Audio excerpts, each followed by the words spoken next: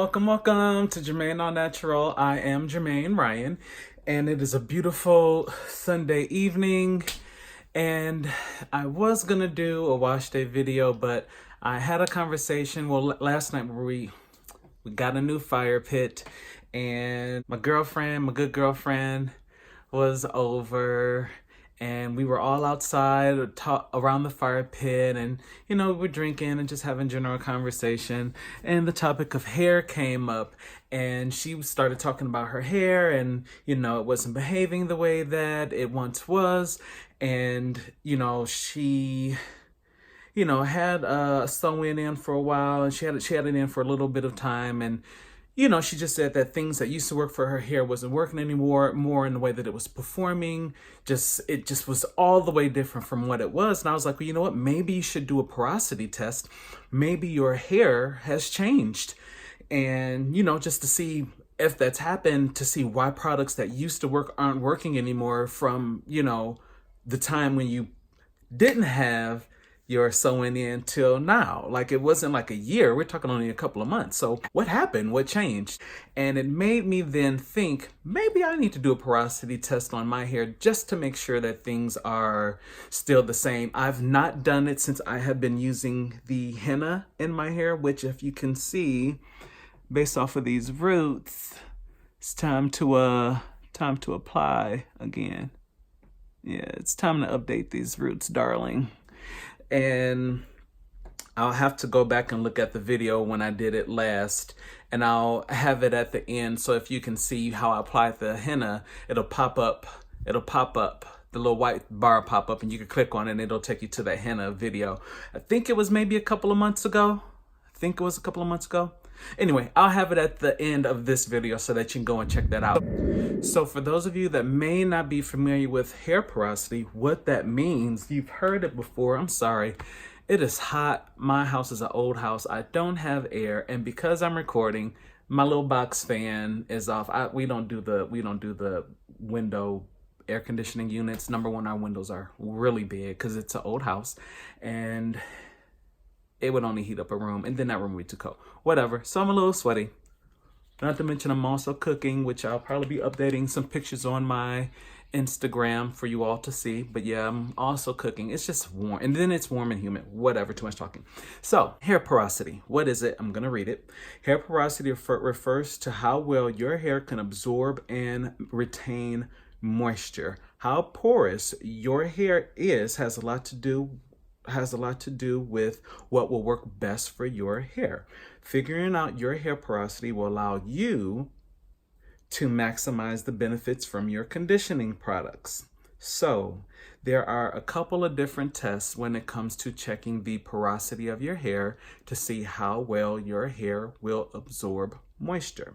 The first one is the float test, which is what I originally did. So the float test is when you fill a glass or a bowl with room temperature water, take a couple of strands of clean hair, put them into the water, and the hair does need to be clean because you don't want oils or gels in it, because that's going to affect what's happening with your hair once you put it into the water. So a freshly washed head. And personally, when I did it the last time, when I was looking up videos, shout out to Bianca Renee, who was the person that started me off, was the kickstart on learning about hair porosity and helping me to understand my hair a little bit better, even though our textures are extremely different. She was the guide, she was the light, she was the spotlight on the first steps on the road from my natural hair journey to understanding hair porosity and understanding what I need to do for my hair.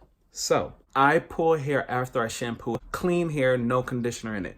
I tend to pluck a couple from different areas because, as you know, my hair is multi-texture. So the hair here is different from the hair back here.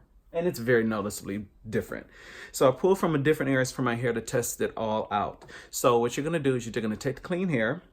You're going to then put it into the glass of water. And it says to watch it for 2 to 4 minutes. I've seen different times depending on where I looked at the information from, but 2 to 4 minutes it says, and that's going to tell you the porosity of your hair. So if your hair is high porosity, when you put it in that water, it makes it up there, catch a little bit of the sun, and then it tanks. Like it dives down head first. Dive in. That lets you know that your that you have high porosity hair, and that your hair absorbs water quickly. Now, if your hair is still floating, then that means that your hair is low porosity. If your hair kind of sits in the middle and it's, swimming around like Ariel, just hovering in the middle, I'm not really up there, but I'm not really down there either, just shimmying in the middle, then you have normal porosity hair. The second method of testing your hair porosity is the slide test. So that's where you can grab strands of your hair, and starting from the end of your hair, you would slide your hands, slide your fingers up the hair shafts. If you feel a bumpy ride, you have high porosity. If it felt smooth, you have low porosity. I did that, and I don't know, I couldn't tell either way. Like, there were some that were high and there were some that felt bumpy, then there's some that weren't, but I don't know if that was because I had just started my hair journey. I don't know, but it didn't feel as accurate to me. And then the third option is the spray bottle test. And that's basically where you can take a small section of your hair, spray it with a little water just to mist it, and basically see if the water just sits on the hair or if it basically absorbs into the hair. Like your hair is like, that's also a way of letting you know that your hair is high or low porosity. Because if the drop of water is just sitting on top, like, all right, so what are we doing next? It's low. That means that your hair is not absorbing it. If it's high, then your hair is going to suck it up like a vacuum. Imagine Spaceballs. And at the end, they had the big Statue of Liberty with the vacuum. And they were like, suck. So high porosity. That's what it's going to do to the water. And from there, it gives you the idea of what you need to do when it comes to products. Now, why these things matter, or what it actually means when you have high or low porosity hair, like why does it happen? What causes those things to happen? Well, it has to do with the cuticles on your hair.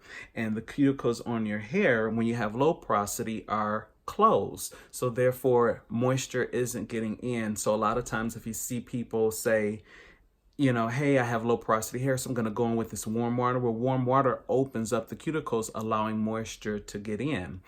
On the opposite end of the spectrum, when you have high porosity, your cuticles are open. Just who wants to come in? We are open for business.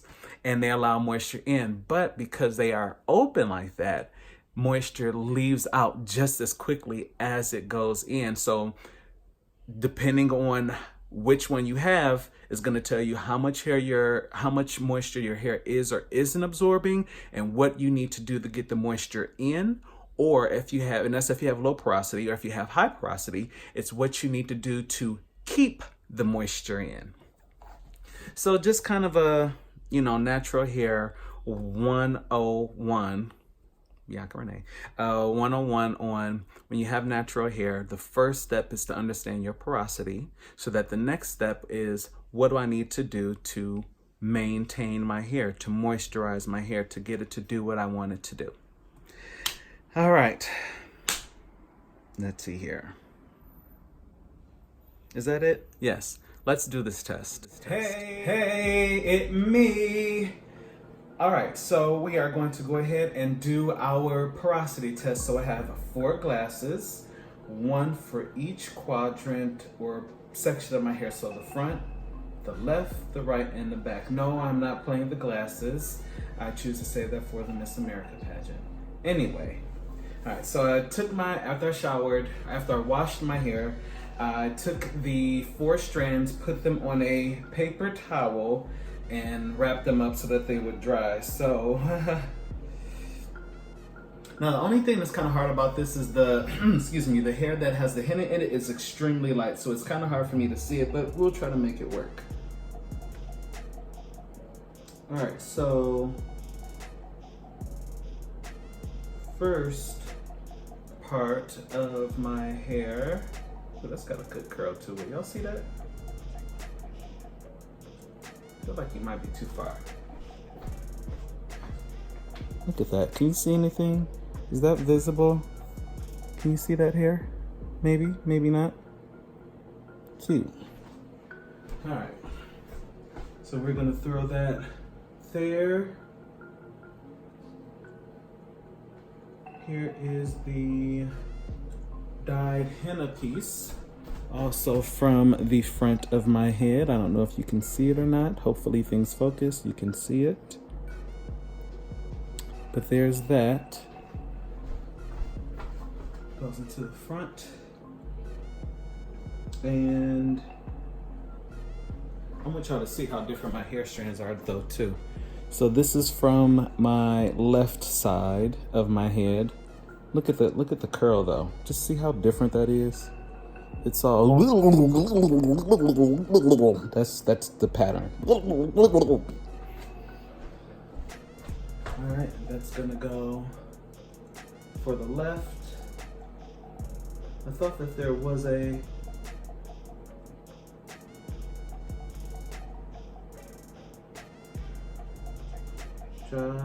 okay, whatever. This is a henna piece from the right. Once again, another very weird thing. It's whatever. That's gonna go in the left, and finally, oh, perfect. From the back, I got a henna and a regular, just my regular hair color there. You see that root there? You see that white? I don't know if you can see it, how white that is. All right, these two are gonna go there. So I will come back, and what time is it? 8:37. So I'll come back at 8:41. We'll give it 5 minutes and we'll see where things are. Okay. All right, I took longer. That's 8:55, and it stayed in there a little bit longer, but as you can see, this is the front. I call myself, corrected myself, but this is the front. And as you see, both hairs are still sitting there. This is the right side. Water is still hovering. I mean, the hair is still on top. Same with the left. And the super curly pieces, where are they? The super curly pieces, they're still there, which is from the back, is still hovering on top. So my hair, and here just to give you a different view, hair is still low porosity. Is it gonna focus for me? There we go. Yeah, hair is still low porosity. It's just, and the water is all room temperature, just because I was supposed to do this yesterday, but with cooking, I never did it, so the water has been sitting. That piece I pushed down because I was trying to get it off the side of the glass, but still, it's the part of it is at the top. And here's the other, the black, my regular hair color there. It's just sitting at the quarter, just chilling. Right, so since my hair is still low porosity all the way around, that means for my hair that when I am washing it, I am using warm water to open up my cuticles. And when it comes to trying to lock that moisture in, it is always good to use an oil to seal your hair. Light oils like almond oils, jojoba oils, just any type of oil, grapeseed oil, pomegranate oil. So light oils are what you want to use when you have low porosity hair, because as I said, and as you can read anywhere, with low porosity hair, it just doesn't absorb moisture well, and once it gets moisture in there, it's in there. So you can't over moisturize low porosity hair, because it's gonna be like, all right, look, I'm at the limit, so all of this extra you're trying to do, I don't have space for it. So that is it for my Porosity 101. I just, like I said, wanted to do a double check on my hair to make sure that, since I have been doing henna for a little bit, to make sure that my porosity didn't change with my hair, and to maintain to continue to maintain moisture in my hair, and to make sure that I don't need to change my hair care routine. All right, I will see you all in the next one. Bye.